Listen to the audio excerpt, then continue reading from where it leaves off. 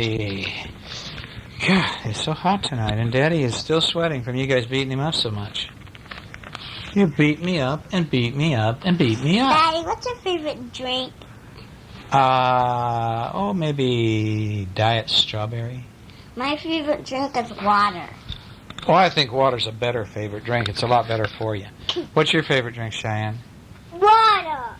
Water. You always tell me you don't like water. I do now. What did we do tonight? We played games. We played a new rocket ship game. Yeah, that was... We played ball. I always tease you. Yeah, you do. I know you do. Oh, you played ball, and we wrestled. This is the new... The spaceship game is so... This is the bad one. It's what? This is the bad one. What? Is it so stupid? Is that what you're going to say?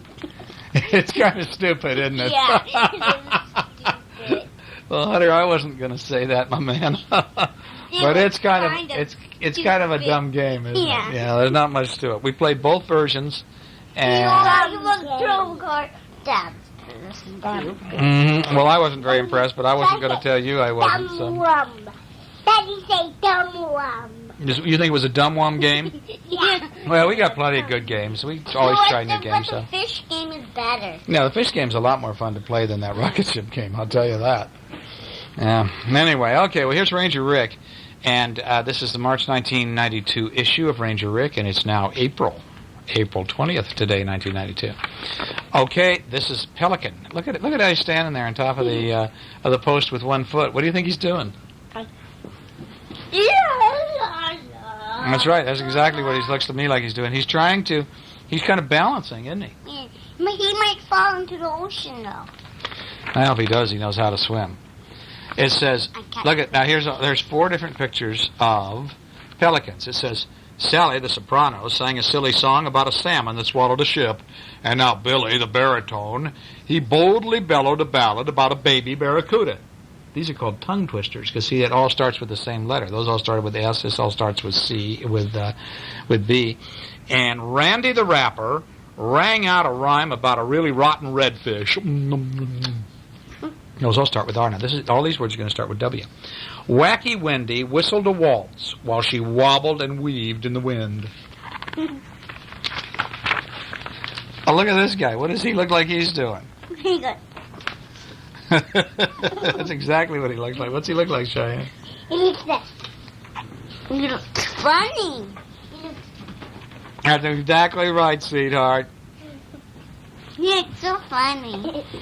It says, Sheldon shuddered as his friend shrieking show and shouted at his friend shrieking show and shouted them to shush. He says, shush, shush, shush.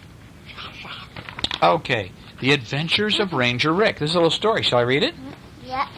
Okay. It says it's a story. Now, which one is Ranger Rick? Is this Ranger Rick? Yeah. Yeah. The raccoon. Yeah. Okay. It says Rick and his friends help a city pal with a pollution problem. Do you know what the word pollution means? No. Well, it means there's too much junk. Too much bad stuff gets in the water, and too much bad junk gets all over the ground, and it really is unhealthy. There's all junk everywhere, and then the bushes. Mm-hmm. And it's litter. Mm-hmm. It's litter, and pollution means that the water might get contaminated. Are litter bugs. Like the water out in the bay, right down at the beach, down the street. That water is not very good to get into. It's got, it's really kind of polluted water. It's got poisons and junk in it and yucky stuff. Oh. Okay, so that's what pollution means. It means that it is go out in boats out there and surf out there. Well, I don't think it's very good for them. Some of them are starting to glow in the dark, I think. Anyway, this says, come quick, the sky is falling. A pigeon has just delivered his fantastic message to Ranger Rick Raccoon at his home in the deep green wood. Uh-oh, muttered Scarlet Fox. Sounds like someone's in trouble.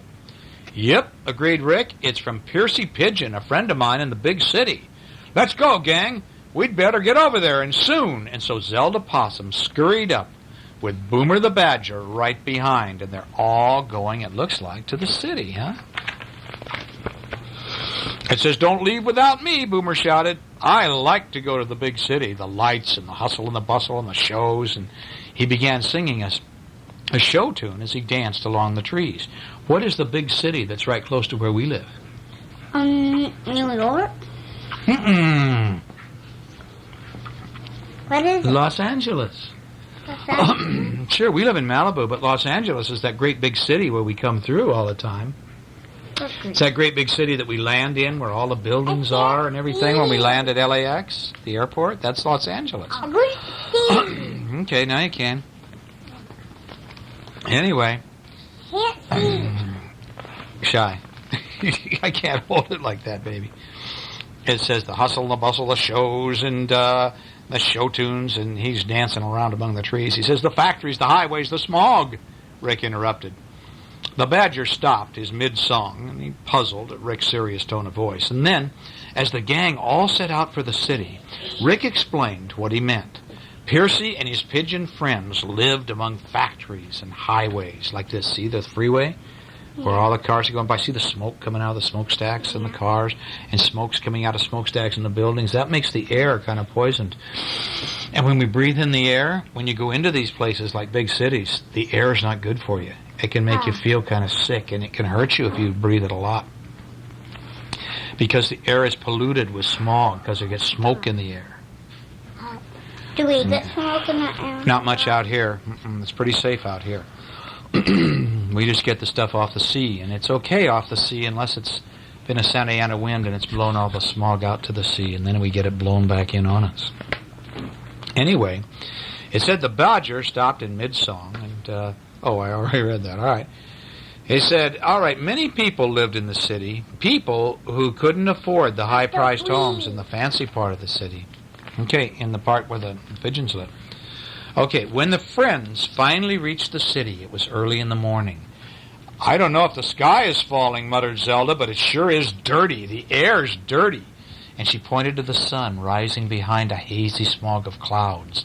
And they could see that the concrete columns that held the city far off to the ground.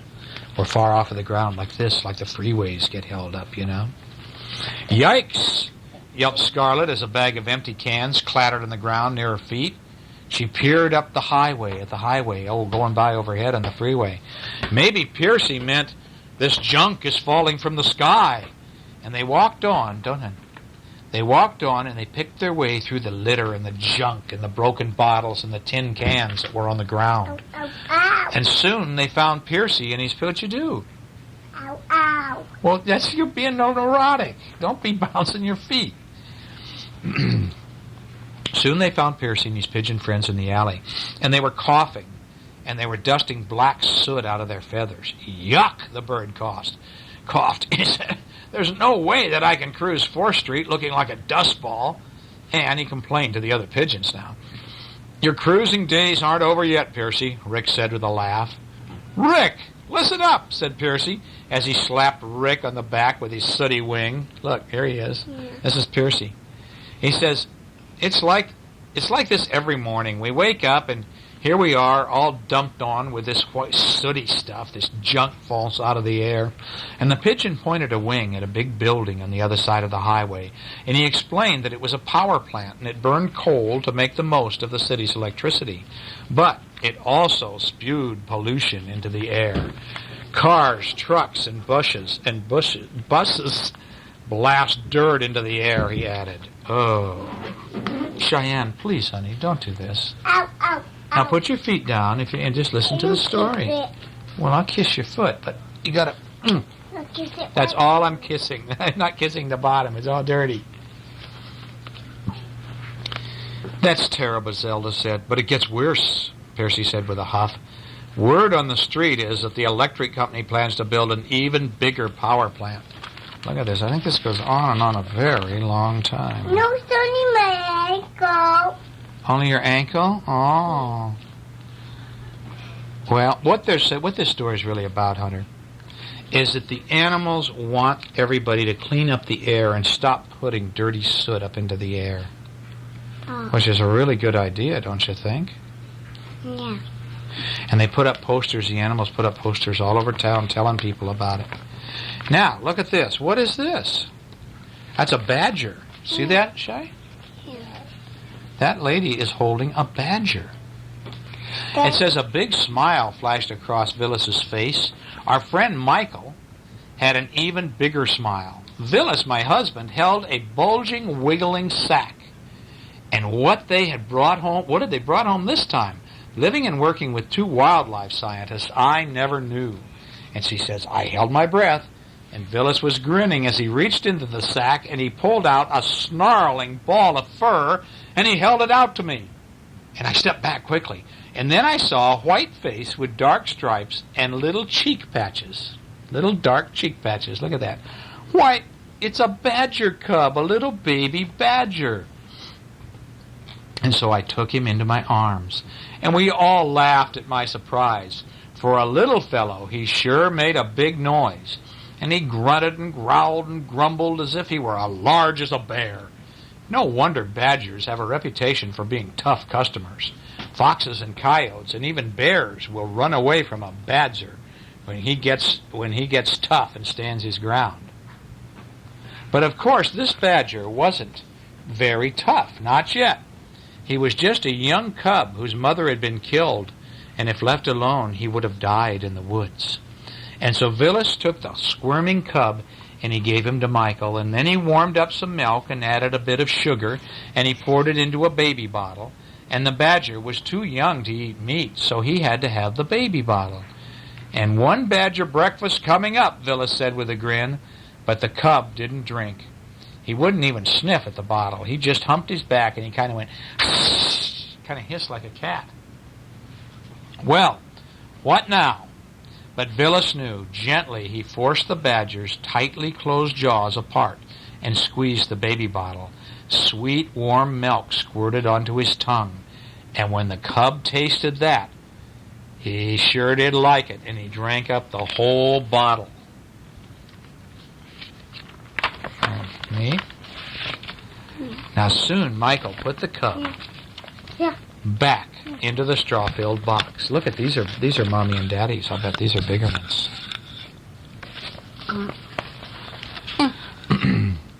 And then he turned back to the sack. It was still wiggling. There were 2 badgers, and so he took out another baby badger. And Michael pulled the second cub out of the sack. And then he realized that this cub was hurt. Its nose was cut. Oh, no.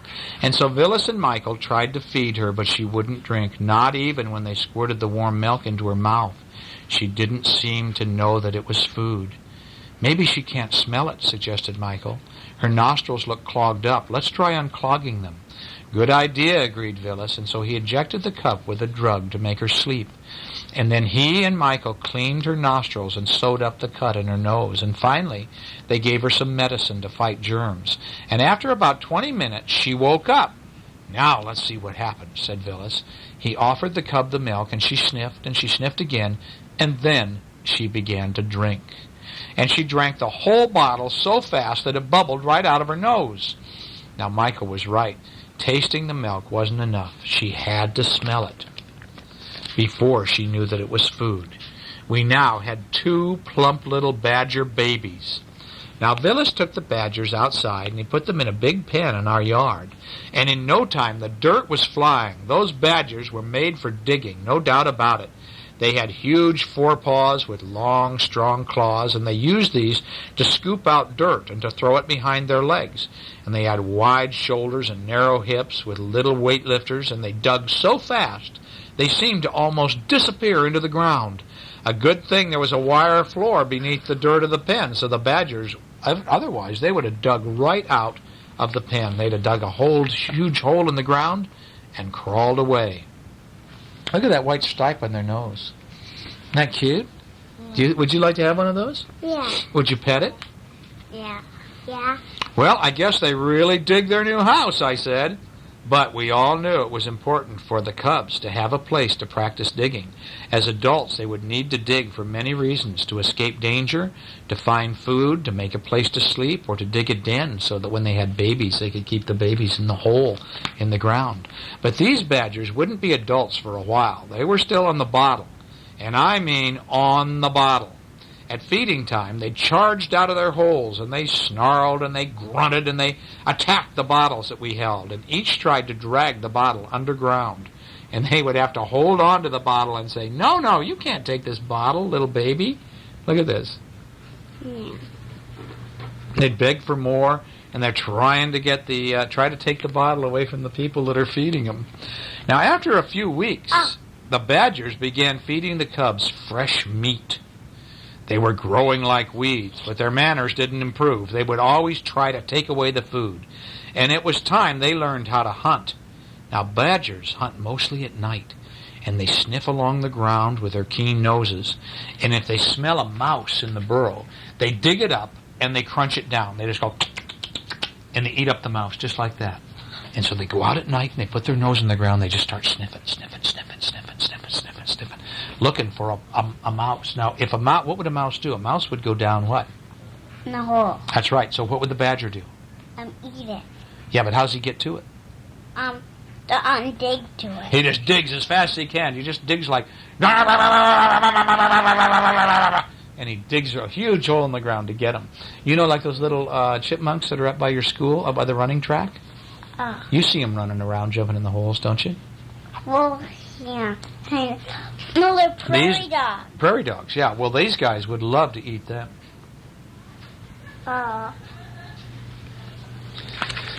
anyway. I like those prairie they dogs. burrow. When they try to pet a prairie dog, it ran away. Yeah, I know. They don't. They're afraid of you. Yeah, I'll tell them my name another day. What would these guys do if they could get a hold of a prairie dog? Make it their friend? They'd eat them. Yeah, they eat them. I'm afraid they'd eat them. But if they're going to survive out in the woods, they have to learn how to hunt. How could they teach the cubs how to hunt if they lived in a pen? Because these two were living in a pen in the backyard. They said, how could we teach them how to hunt? And so what they did is they buried meat deep in the soil. And the cubs caught on fast. And soon they were sniffing, digging, and crunching, just like other badgers. And the cubs sure had good noses. But, like all badgers, they didn't see very well, except when something moved. So for fun, I played a game, and when they turned away, I crept toward them. And when they looked, I froze. And once I crept right up to the pen without being noticed. And then they don't see very good. And so if you don't move, they won't see you. Only when you move do they see you. Will they try to chase you? Well, no, because they're not going to chase you, but they're really ferocious. They're enough to scare a coyote, or they'll scare a bear away. So even a bear and a coyote won't mess with these guys. How come? Because they're so ferocious. And then it said, one day last summer, Villa said, it's time that we release the badgers. We have to take them out into the woods. 2 months had passed since he and Michael had brought home the bulging, wriggling sack, and the badgers were no longer cubs. So that evening we left the pen door open, and we lived in good badger country, and there were grassy fields and woods, and all around lots of burrowing rodents for them to eat. And in the morning, the badgers were gone. They snuck out of the pen and they ran away, but that's what they wanted them to do. And said, we still put food in the pen in case they returned, but they didn't. Will they survive? We wondered. Then a few days later, I saw some freshly dug holes nearby, and I saw 2 grumbly, growly, almost grown badgers. Our orphans were off to a very good start. They were out there, they were digging up the rodents and the prairie dogs and the things. Ooh, yuck. Do you know what that is? A snake. That's a snakehead. Yeah, it's a snake. And a snakehead like that says it's a snake I don't want to meet. Look at that. What's that hat? What kind It's of a snake with a hat. Who ever heard of that? Or is he just trying to stay dry under a bit of a plastic bubble? Maybe you already know what's going on. The black racer is starting to shed. Like all snakes, the racer never stops growing. And every few months it gets too big for its own skin. And then a shiny new layer of skin forms under the old dull layer, and their skin comes off. And so see, his skin is coming off. And soon the snakes find a rough place, like a log or something, and then they rub their nose. They rub its nose on the rough spot until the skin on its head starts peeling off. Can you see the goggles that were once covered its eyes? Look at this. Ew. See how yucky it is? And it's got to peel all that off. See, and now this is after it peeled some of it off.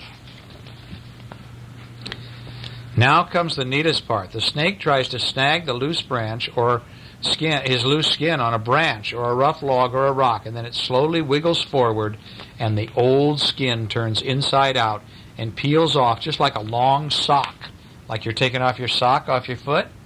That's what the snake's skin does, see?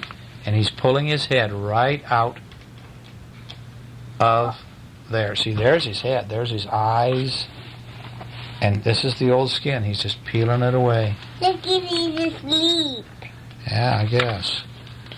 Big apple birding. Yeah, these people are in New York and they're looking at birdies. See the birdies? Daddy, are we going to do all the magazines tonight? Well, we're just going to do a half hour's worth, whatever we're doing here. This is New York. Remember when we went to New York? Yeah, but it wasn't very much fun. Didn't you like New York? No, because in the car I had to sit in a baby seat.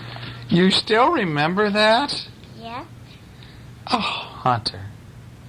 Hunter. We drove in a car. We rented a car. Yeah. And we drove up to Maine. That was last summer, wasn't it? I don't know. Yeah, well, that's where it was. It was 100 years ago. No, it was last year. We drove a car. We rented a car in New York City, and we drove all the way up to Maine, and then we drove back around. Snake. No, it's a salamander. It's kind of like a lizardy thing. See him? Looks like a snake. He's kind of fat, but see his feet? Snake don't have any feet. That's called a spotted salamander. They're smooth and wet and cute, and they look like lizards dressed in clown suits. Doesn't he look friendly? Yeah. He has a little bit of kind of a look like Littlefoot. Remember in the movie, the Littlefoot movie? Yeah, I wonder if they still do Littlefoot. What are these things? These are jelly babies, spotted salamanders when they're young in little dishes. Look at that frog. Yeah, that's a salamander, I think. Yeah. It looks like a frog. Ooh, what's that? Look at A giant water bug grabs a salamander with its sharp claws. The bug stabs its beak into the salamander and sucks out its blood. Oh, is that yucky? Yeah, look at that. Look at that salamander. It's sticking out its tongue. A giant water bug. Is that the ugliest thing you've ever seen? Yeah. It says, gotcha. An adult salamander slurps up a worm. Adults also dine on grubs and spiders and anything else they can catch. It's eating a worm that it caught out of the ground. I thought it was his tongue. I did too, Hunter. Now here it is. Here it is, and it's going under leaves. Is that neat? When autumn comes, a spotted salamander pokes around. It's looking for a safe place to hide in the winter. Here's two kids, and they have on what? Tiger shirt. Tiger T-shirts. Tiger tees.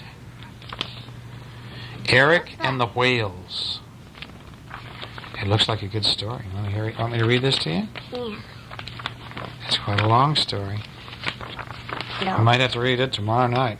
Okay, let's read it tomorrow night. Okay, because it looks to be a good story called Eric and the Whales. But it goes on for a long time. Obviously, the boy goes out in the boat and the whale's going to hit him. I don't know. Maybe. Yeah, swimming. Back to the boat. It looks like. We'll read it tomorrow night and find out what's happening. It says, this is a picture now. It says, what's wrong here? That just says one ski. Yeah, usually people have two skis, don't they? Yeah. Okay. Okay, now, and you're always supposed to have somebody in the boat watching the skier, too. Yeah. All right, now what is this wrong right here? He has to put his face down in the water and put that down. He's also have to flag. He's supposed to have a flag up there to warn people. Yeah. Boaters. Now here's this guy. What's he doing? He's windsurfing. And steps there's a fish up there. And he should have a life jacket on if he's windsurfing, shouldn't he? Because he could. fall into the water. This guy is swimming way too far out in the water. He should have somebody else out there with him watching. And look that at this. one's too cold. Well, yeah, that guy he's not getting out when he's shivering. When you shiver, you're always supposed to get out of the water. And look at everybody splashing water on this one guy. That's not nice. And she jumped in the water. Well, she's jumping right. She didn't check and see how deep the water was. So she's jumping into water, and there's rocks right there and sand, and she could really hurt herself badly. Yeah. Now, what are these two kids doing here? They're seeing a turtle. They said they're doing okay. It's all right for them to do that. Now, this guy, what's he doing? He's getting too sunburned. That is not good. Now, look at this guy's jumping off right on top of somebody, and that's not good. She's mad. You shouldn't run when there's water down like that, when it's slippery. Yeah. And you should never stand up in a canoe or a boat. Well, what about in a big boat? Big boat you can. Now, what are these? Super sippers. Mud, blood, sweat, tears, moss, and butterflies. Sure. Sip some strange stuff. Daddy, Look at don't those black and white look just like a zebra? Yeah, they do look like, I bet they call them a zebra butterfly or something almost, don't they? Is that pretty? Look at that. Yeah, but look at that butterfly. Yeah. Some butterflies and moths are really picky eaters. They sip nectar from only certain blossoms. But lots of butterflies and moths go after kinds of sweet trees. Butterflies eat. What butterflies eat? I think they probably let's see, what does it say if they eat? They like to take the flower nectar. They like to eat little parts of the flower. There's a sweet part of the flower that the bees like to get. Well, it says the butterflies like it too. They go after the juicy goo. Most fruit-eating butterflies and moths have to wait for the fruit to rot before they can feed. That's because their mouth parts only suck. They can't pierce the skin. For example, this orange duffer is a butterfly from Malaysia. Is sticking its mouth parts into a squishy, rotten banana. See, this is a rotten banana that turned black. But some kinds of moths and butterflies, such as these African fruit-piercing moths, these right here, aren't stopped by skin. Their mouth parts are tough enough to poke right through the skin of pears, tomatoes, and some other kinds of fruits and vegetables. Like apples? I don't know. Then there are moths that sip something that's not so sweet, blood. A few kinds of moths drink blood from open wounds or bleeding mosquito bites. But one kind in Malaysia gets the blood in another way. The moth sticks its stiff mouth parts into the skin of animals and people and sucks their blood. They're vampire butterflies and moths. Ooh, I don't like that. I would step on the ones that suck our blood. I would too, boy. I sure don't want to see any vampires around here sucking my kid's blood. Yuck. I didn't know that there were moths that could suck your blood. Did you? Mm. Here's something a bit weird. A butterfly ketchup party. The ketchup in this bottle attracted these fluttering butterflies. In Madagascar, an island off the east coast of Africa, the butterflies came to get food from the bottle of sweet tomato sauce. And how about this for a favorite snack? A bird dropping. Lower right. This butterfly's eating bird poop. That's what it is. See, Cheyenne? Yeah. Bird poop, and he's eating it up. Oh, this is awful. What?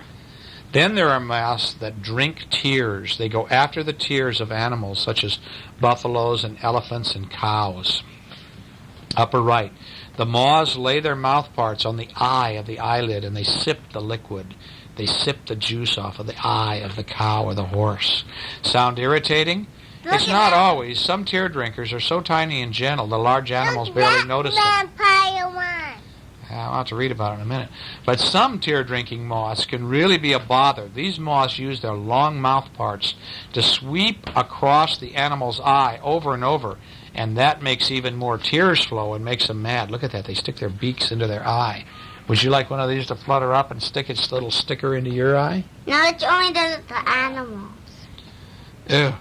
It says, how do the large animals deal with annoying moths? They sometimes shut their eyes tight, shake their heads, or flick at them with their ears. Most moths fly away fast, but then they may flutter right back to the eyelid and start sipping again. Sipping tears may be an easy way to get a drink during the dry season. Plus, tears contain special chemicals such as protein that some moths can use as food. Very few kinds of moths drink tears, but many kinds of moths and butterflies drink another liquid, sweat. So don't be surprised if someday a butterfly or a moth lands on you to sip a snack of your sweat. In the photo below, the moth is drinking the sweat off of this person's finger. Can you guess what moths and butterflies get from liquids such as sweat and tears? Try tasting your own sweat. It's really salty. That's just what these insects are looking for. I said that was a nose. Well, there it is, and it's drinking the sweat off the finger. And since it's salty, they get salt, and they want the salt. So now you know moths and butterflies don't just sip flowing nectar. Droppings, fruit, mud, blood, sweat, and tears. Some butterflies and moths sip the strangest things. They want your sweat. Whoa, we're out of tape, kids. Rock and roll, it says Hunter Sutphen. 3